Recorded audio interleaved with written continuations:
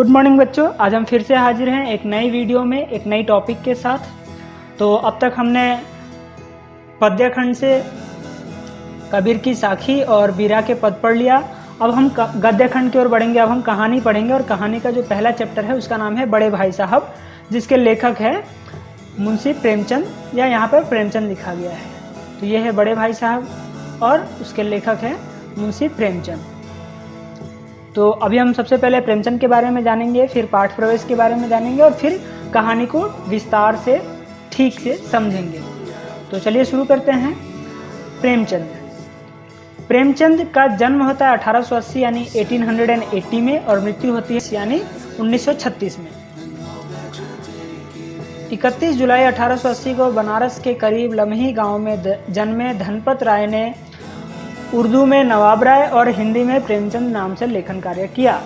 तो 31 जुलाई 1880 को इनका जन्म बनारस के सामने एक गांव है जिसका नाम है लम्ही, वहाँ इनका जन्म होता है। और इनका जो एक्चुअल नाम है, जो असली जो नाम है वो है इनका धनपत राय, ये इनका ओरिजिनल नाम है। लेकिन इन्होंने स्टार्टिंग में जब ये लेखन कार्य शुरू कर रहे थे उस समय इन्होंने उर्दू में लिखना शुरू किया और उस समय इनका नाम होता था नवाब राय, यानी ये शुरुआत में उर्दू में लिखते थे और इनका नाम था नवाब राय। फिर बाद में इन्होंने हिंदी में लिखना शुरू किया और उस समय अपना नाम बदलकर इन्होंने प्रेमचंद रख लिया। इसलिए यहाँ लिखा गया कि जन्मे धनपत राय ने उर्दू में नवाब राय और हिंदी में प्रेमचंद नाम से लेखन कार्य किया है। यानी उर्दू में जब ये लिखते थे तो इनका नाम होता था नवाब राय और जब से ये हिंदी में लिखने लगे तब से इनका नाम हो गया प्रेमचंद और इनका जो असली नाम था वो धनपत राय था। निजी व्यवहार और पत्राचार धनपत राय नाम से ही करते रहे, यानी जो पर्सनल जो भी लेटर लिखते थे या जो भी कहीं बातचीत होती थी ऑफिशियल डॉक्यूमेंट्स पे, तो उस पर ये अपना ओरिजिनल नाम ही लिखते थे, धनपत राय ही लिखते थे। लेकिन जब कुछ भी ये कहानी या उपन्यास जो भी कुछ लिखते थे उसमें ये अपना नाम, अगर उर्दू में लिख रहे थे तब वो अपना नाम नवाब राय लिखते थे और अगर वो हिंदी में लिखने लगे तब से वो अपना नाम प्रेमचंद लिखते थे। उर्दू में प्रकाशित पहला कहानी संग्रह सोजे वतन अंग्रेज सरकार ने जब्त कर लिया। इनकी जो पहली उर्दू में लिखी गई पहली जो कहानी संग्रह थी, जिसमें बहुत सारे कहानी संग्रह करके एक पुस्तक का वो प्रकाशन किया गया था, तो उसका नाम था सोजे वतन, जिसको अंग्रेज़ों ने जब्त कर लिया। ऐसा कहा जाता है कि उसमें उन्होंने अंग्रेज़ों के खिलाफ तो कुछ नहीं लिखा था, लेकिन उसमें ऐसा ज़रूर कुछ लिखा था जिससे कि देशवासी पढ़कर देश की आज़ादी के लड़ने के लिए इंस्पायर्ड हो जाते थे, प्रेरित हो जाते थे। तो इस वजह से अंग्रेज़ों ने क्या किया, उनकी जो सोजे वतन थी उसे जब्त कर लिया और जितनी कॉपी प्रिंट हुई थी उसे जला दिया और उसको समाप्त करना चाहा। हालांकि अब भी इसकी 1-2 कॉपीज़ 3-4 कॉपीज़ है, अभी भी कुछ बड़ी बड़ी लाइब्रेरीज़ में है, लेकिन उस समय अंग्रेज़ों ने कोशिश की थी कि उसे जला दिया जाए और उन्होंने जलाया भी था, लेकिन 1-2 पीस बच गई थी जो आज भी हमारे पास उपलब्ध है। आजीविका के लिए स्कूल मास्टरी, इंस्पेक्टरी, मैनेजरी करने के अलावा इन्होंने हंस, माधुरी जैसे प्रमुख पत्रिकाओं का संपादन भी किया। फिर इन्होंने क्या किया, आजीविका के लिए यानी जीने के लिए कुछ भी आदमी को काम करना पड़ता है जिससे कुछ अर्निंग हो, जिससे कुछ पैसे मिले, जिससे परिवार चले, तो इन्होंने भी आजीविका के लिए यानी जीने के लिए प्रोफेशन, एज ए प्रोफेशन इन्होंने स्कूल मास्टरी यानी स्कूल में टीचर भी थे कुछ समय के लिए, फिर इन्होंने इंस्पेक्टरी भी की यानी इंस्पेक्टर भी थे कुछ समय के लिए, फिर इन्होंने मैनेजरी की यानी मैनेजर भी थे कुछ समय के लिए। और इन सब काम करने के अलावे इन्होंने हंस और माधुरी जैसी प्रमुख पत्रिकाएं, ये अपने समय की बहुत बड़ी पत्रिका है। हंस तो अभी भी बहुत बड़ी पत्रिका है, अभी भी ये चल रही है। तो हंस और माधुरी जैसी प्रमुख पत्रिकाओं का संपादन भी इन्होंने किया, यानी एडिटर रहे इन दोनों पत्रिकाओं के। कुछ समय बम्बई, जो अब मुंबई कही जाती है, कि फिल्म नगरी में भी बिताया, लेकिन वह उन्हें रास नहीं आई। इन्होंने कुछ समय तक जो बॉलीवुड है, जो जिसको मुंबई की फिल्म नगरी कहते हैं, वहाँ भी इन्होंने कुछ समय तक लेखन कार्य किया। इनकी कई सारी रचनाओं पर फिल्में बन चुकी है, लेकिन कहा जाता है कि इनको वो चीज़ पसंद नहीं, रास नहीं आई, यानी इनको वो चीज़ पसंद नहीं आई। यद्यपि उनकी कई कृतियों पर यादगार फिल्में बनी, तो वो पसंद नहीं किए, काफ़ी कम समय तक लिए कुछ काम किए, फिर छोड़कर चले आए। लेकिन फिर भी उनकी कई कृतियां हैं, कई उनकी रचनाएं हैं जिस पर बहुत सारी फिल्में बनी हैं जो बहुत सुपर डुपर हिट रही है और बहुत अच्छी रही है। आगे देखते हैं। आम आदमी के दुख दर्द के बेजोड़ चितेरे प्रेमचंद को उनके जीवन काल में ही कथा सम्राट, उपन्यास सम्राट कहा जाने लगा था। तो कहा जाता है कि आम आदमी के दुख दर्द के बेजोड़ चितेरे, यानी इन्होंने अपनी जो रचनाएं थी उसमें इन्होंने आम आदमी, पहले की जो रचनाएं थी वो जिस समय रचनाएं लिख रहे थे उससे पहले की या उस समय की रचनाओं में अक्सर लोग बड़े बड़े राजाओं की बातें किया करते थे अपनी रचनाओं में, या फिर बड़े बड़े योद्धाओं की बात करते थे। लेकिन इन्होंने पहली बार ऐसी कोशिश की, हालांकि पहले भी कुछ लोग करते थे, लेकिन इन्होंने मुख्य रूप से इन्होंने शुरुआत किया इसका, जिसमें इन्होंने आम लोगों के, समाज के जो गरीब वर्ग है, समाज का जो छोटा है, जो किसान है, जिसकी बातें कोई नहीं कर रहा था उस समय, इन्होंने अपनी रचनाओं में उनका वर्णन करना शुरू किया, जिसके बारे में कहा गया है कि आम आदमी के दुख दर्द के बेजोड़ चितेरे, बेजोड़ यानी उनके जोड़ का कोई ना हो, यानी उनके जैसा कोई ना हो, चितेरे यानी चित्रण करने वाला है। उनकी जो आम आदमी का जो दुख दर्द था वो जिस हिसाब से अपनी रचनाओं में लिखते थे, जिस तरह से लोगों को बताते थे, ऐसा उस समय और कोई नहीं था, इसलिए उनको कहा गया बेजोड़ चितेरे प्रेमचंद। ठीक है, तो प्रेमचंद को अपने उनके जीवन काल में ही कथा सम्राट, उपन्यास सम्राट कहा जाने लगा था, यानी वो जब जीवित थे तभी उनको कथा सम्राट यानी कहानियों का सम्राट, यानी उनकी जैसे कहानी कोई लिख ही नहीं पाता, उपन्यास सम्राट यानी उनकी जैसा उपन्यास कोई लिख ही नहीं पाता, तो ये सब उपाधि उनको दे दी गई, टाइटल दे दी गई। यहाँ ये लिखने का ये मतलब है कि उनके जीवन काल में ही ऐसा कहा गया। क्यों? क्योंकि हम अक्सर देखते हैं कि आदमी जब मर जाते हैं तो उनको बहुत सारे अवार्ड्स दिए जाते हैं, जीते जी उनको नहीं मिलता, लेकिन मरने के बाद दिया जाता है। तो मरने के बाद का कोई मतलब नहीं है, तो ये कहने का प्रयास किया गया है कि उनको जीते जी ही ऐसा कहा जाने लगा, यानी आप समझ सकते हैं कि वो कितने बड़े राइटर थे, कितने बड़े कहानीकार थे, कितने बड़े उपन्यासकार थे, जो जीते जी ही उनको इस तरह की उपाधि लोगों द्वारा प्राप्त हो गई। उन्होंने हिंदी कथा लेखन की परिपाटी पूरी तरह बदल डाली। उन्होंने हिंदी जो कथा लेखन था, हिंदी की जो कहानियाँ लिखी जाती थी, उसको उन्होंने से पूरी तरह से बदल दिया। क्यों? क्योंकि उससे पहले की जो कहानियाँ लिखी जाती थी उसमें या तो राजाओं की बात होती थी, या किसी रानी की सुंदरता की बात होती थी, या फिर किसी जादूगरी की बात होती थी, लेकिन उसमें कहीं भी किसी भी तरह से आम लोगों की बात नहीं की जाती थी, यानी जो किसान है, जो गरीब है, उसकी बात नहीं की जाती थी। तो उसकी शुरुआत प्रेमचंद ने अपनी कहानियों में की। अपनी रचनाओं में उन्होंने उन लोगों को प्रमुख पात्र बनाकर साहित्य में जगह दी जिन्हें जीवन और जगत में केवल प्रताड़ना और लांछन ही मिले थे।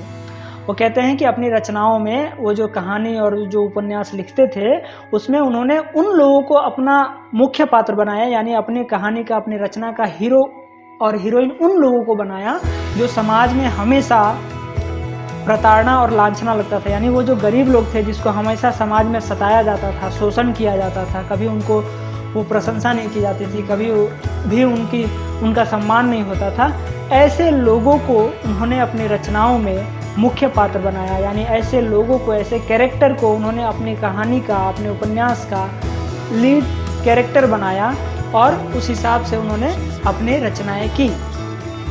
फिर आगे देखते हैं। 8 अक्टूबर 1936 यानी 8 अक्टूबर 1936 में उनका देहावसान हुआ और इस तारीख को वो मर जाते हैं। देहावसान होना यानी मर जाना, स्वर्ग सिधार जाना। प्रेमचंद ने जितनी भी कहानियाँ लिखी वे सब मानसरोवर शीर्षक से 8 खंडों में संकलित हैं। इनकी जितनी भी रचनाएं हैं, इन्होंने जितनी भी कहानियाँ लिखी है वो सब एक ही किताब के अंदर संकलित है, जो 8 वॉल्यूम है, जिसके 8 खंडों में संकलित है। यानी इनकी अगर आप बाजार में या लाइब्रेरी में कहीं से भी मानसरोवर अगर आप ढूंढ लेते हैं और इसकी 8 एडिशन, 8 वॉल्यूम्स जो है वो सबको अगर ढूंढ लेते हैं, यानी आपको प्रेमचंद की सारी कहानियाँ उनमें मिल जाएगी। यानी उनकी जितनी भी कहानियाँ हैं उसको एक जगह एकत्रित करके उसको मानसरोवर नाम से उसको पब्लिश किया गया है और उस मानसरोवर के टोटल 8 खंड है। तो आप समझ सकते हैं कि कितनी सारी कहानियां उन्होंने लिखा है। उनके प्रमुख उपन्यास है, उनके जो फेमस, जो पॉपुलर जो उपन्यास है, नॉवेल्स है, उसके कुछ नाम है। हालांकि उनके सारे उपन्यास बहुत पॉपुलर है, लेकिन उनमें भी कुछ ज़्यादा पॉपुलर उपन्यास है, जिनमें है गोदान, गवन, प्रेमाश्रम, सेवा सदन, निर्मला, कर्मभूमि, रंगभूमि, कायाकल्प, प्रतिज्ञा और मंगलसूत्र। अपूर्ण, यहाँ पर ये ध्यान रखिएगा कि मंगलसूत्र के बाद अपूर्ण लिखा गया। अपूर्ण यानी ये मंगलसूत्र जो उपन्यास लिख रहे थे वो पूरा नहीं कर पाए। कहा जाता है कि उनको कैंसर हो गया अपने जीवन के अंतिम समय में और वो अचानक मर गए, यानी तब वो मंगलसूत्र लिख रहे थे और उसी बीच उनका देहावसान हो गया, जिसकी वजह से वो मंगलसूत्र जो उपन्यास है उसको वो पूरा नहीं कर पाए, यानी वो आधा ही रह गया और वो आज भी अधूरा ही है। तो ये था उनके जीवन के बारे में थोड़ी बहुत बातें। अब हम पाठ प्रवेश के बारे में देखेंगे। अभी तुम छोटे हो इसलिए इस काम में हाथ मत डालो। यह सुनते ही कई बार बच्चों के मन में आता है, काश हम बड़े होते तो कोई हमें यूँ ना टोकता। यहाँ शुरुआत में लेखक बता रहे हैं कि ये सबके साथ होता है। आप अपने जीवन से जोड़कर देखिएगा इस घटना को, आप समझ जाएंगे कि ये कैसे होता है। तो कह रहे हैं कि हम जब भी घर में छोटे होते हैं तो जो छोटे लोग हमेशा क्या कहते हैं, कुछ भी काम करने जाते हैं तो उसमें क्या कह दिया जाता है कि तुम अभी छोटे हो, इस काम में हाथ मत डालो, यानी ये काम तुम अभी मत करो, तुम अभी इसके लिए बहुत छोटे हो। तो यह सुनते ही कई बार बच्चों के मन में आता है, काश हम बड़े होते तो हमें यूँ कोई ना टोकता।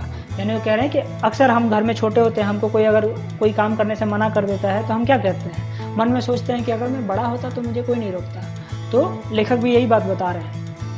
लेकिन इस भुलावे में ना रहिएगा, क्योंकि बड़े होने से कुछ भी करने का अधिकार नहीं मिल जाता। फिर कहते हैं कि इस भुलावे में मत रहिएगा, हम जो सोचते हैं इस सोच में मत पड़िए, क्योंकि ज़रूरी नहीं है कि आप बड़े हो जाएंगे तो आपको हर काम करने का अधिकार मिल जाएगा। ठीक है, घर के बड़े को कई बार तो उन कामों में शामिल होने से भी अपने को रोकना पड़ता है जो उसी उम्र के और लड़के बेधड़क करते रहते हैं। लेखक कह रहे हैं कि घर के जो बड़े होते हैं, कहानी का नाम है बड़े भाई साहब, तो यहाँ आप समझ सकते हैं कि घर का जो बड़ा भाई है, बड़ा लड़का है, उसकी बात की जाएगी इसमें मुख्य रूप से। तो कह रहे हैं कि घर के जो बड़े होते हैं वो कई बार ऐसे बहुत सारे काम होते हैं जो उनके उम्र में और बच्चे कर रहे होते हैं और लोग कर रहे होते हैं, लेकिन वो खुद को रोक लेते हैं वो काम करने से। क्यों? क्योंकि उनके घर में जो छोटे हैं उनको देखकर वही काम वो छोटे सीख लेंगे, तो हो सकता है कि उनके लिए वो गलत हो, इसलिए वो बड़े को ये सब चीज़ें ध्यान रखनी पड़ती है। और बहुत सारी ऐसी चीज़ें होती हैं जो उसके मन होने के बावजूद भी वो काम नहीं करता। जानते हो क्यों? कहते हैं कि ऐसा क्यों नहीं करते पता है आपको? क्योंकि वे लड़के अपने घर में किसी से बड़े नहीं होते। वो कह रहे हैं कि जो घर में जो बड़ा लड़का है वो अपने बहुत सारे काम जो उसके उम्र के लड़के या लड़कियां करती है वो काम वो खुद नहीं करते। क्यों? क्योंकि वो घर में सबसे बड़े नहीं होते। यानी वो कह रहे हैं कि वो घर में किसी से बड़े नहीं होते। ठीक है, इसलिए वो कह रहे हैं कि ऐसे बहुत सारे काम होते हैं जो लोग और उसी उम्र के और बच्चे करते हैं, लेकिन वो बच्चे नहीं करते जो घर के बड़े बच्चे होते हैं। और ऐसा क्यों होता है? क्योंकि वो अपने घर में किसी से बड़े नहीं होते। यानी वो अपने छोटे भाइयों से तो बड़े हैं, लेकिन घर में उनसे और भी बड़े बड़े लोग हैं, यानी वो भी जो घर के जो बड़े लड़के हैं वो भी हर काम नहीं कर सकते हैं। तो इस भुलावे में मत रहिए, इस सोच में मत पड़िए कि आप अगर बड़े हो जाएंगे तो आपको हर काम करने का अधिकार मिल जाएगा। यानी आप चाहे छोटे रहिए या बड़े हो जाइए, आपको कुछ कामों को करने के लिए हमेशा रोका जाएगा जो आपके लिए सही नहीं है।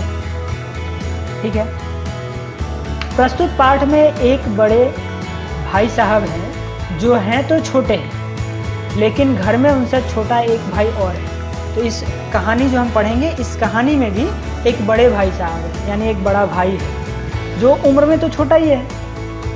अब मान लीजिए कि आप भी अपने घर में बड़े भाई हैं, आपका छोटा भाई बहन होगा, तो आप तो उस छोटे भाई बहन से बड़े हैं, लेकिन आप घर में तो सबसे बड़े नहीं हैं। तो यहाँ भी वही हालत है कि बड़े भाई साहब है लेकिन वो छोटे ही हैं, उम्र ज़्यादा नहीं है, लेकिन घर में उनसे छोटा एक भाई और है, इसलिए वो बड़े भाई कहलाते हैं।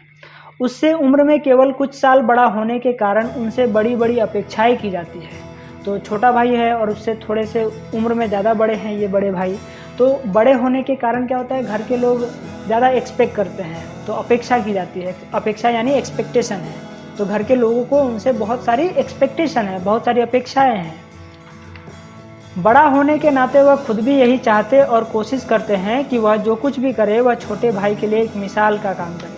तो वो घर के बड़े भाई हैं, तो बड़े भाई होने के नाते वो हमेशा ये कोशिश करते हैं कि वो अपने जीवन में जो कुछ भी करे वो ऐसा कुछ करे ताकि अपने छोटे भाई के लिए वो एक एग्जाम्पल सेट हो जाए और छोटा भाई भी वैसा ही कुछ अच्छा काम करे। यानी वो खुद हमेशा अच्छा काम ही करना चाहते हैं जिससे कि छोटा भाई भी अच्छा काम करे। यानी वो नहीं चाहते कि मैं ऐसा कुछ गलत करूं जिससे मेरा छोटा भाई भी कुछ गलत सीखे। इस आदर्श स्थिति को बनाए रखने के फेर में बड़े भाई साहब का बचपना तिरोहित हो जाता है।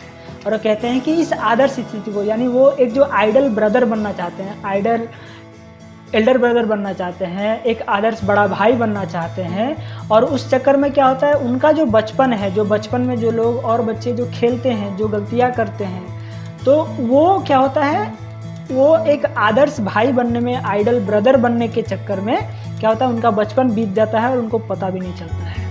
यानी कहने का मतलब ये है कि कुछ चीज़ें होती है जो बचपन के लिए ही बनी होती है, यानी बचपन में ही हम वो गलतियाँ कर सकते हैं, बड़े होकर वो गलती नहीं कर सकते हैं। लेकिन यहाँ जो घर के जो बड़े हैं वो अपने छोटे को गलत सीख ना दे, इस चक्कर में वो हमेशा सही काम करना चाहते हैं और सही काम करते करते कब उनका बचपन बीत जाता है वो उनको पता ही नहीं चलता। तो लेखक ने भी इसी बात को समझाने की कोशिश की है। तो ठीक है, आज हम इस वीडियो में केवल लेखक के बारे में और पाठ प्रवेश के बारे में पढ़ेंगे। अगली वीडियो में हम कहानी के बारे में, जिसमें बड़े भाई साहब पूरी कहानी को ठीक से विस्तार से मैं वर्णन करूंगा। तो ठीक है, आज के लिए धन्यवाद। मिलते हैं हम अगली वीडियो।